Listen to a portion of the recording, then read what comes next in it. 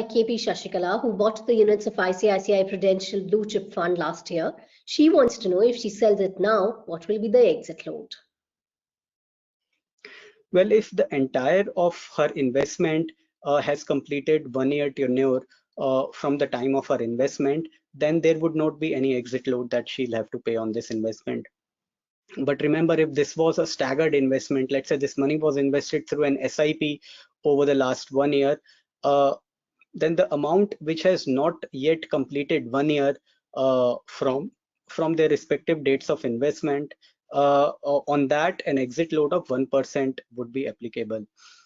Now, more broadly about exit load, it can often be a source of confusion for a lot of investors because people often what is often available at different places is the exit load structure which is currently in force on a particular fund.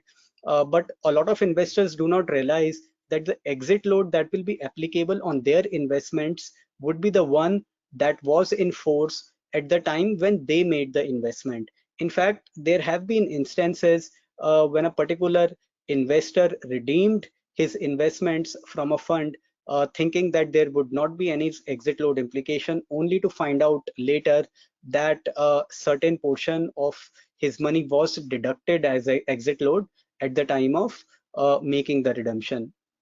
So it is advisable that you be sure about exit load applicability if that worries you a lot. And there are 2-3 ways to check that. One is that you can get in touch with the customer service department of the fund house in question and check on the exit load applicability on your investment before you file a redemption application. The second is that I understand that you can also download your exit load statement from the website of CAMS. And finally, for the subscribers of Value Research Premium account, they get all the details of the exit load applicability on their investments from the My Investments tool, so they can make use of it. All right then.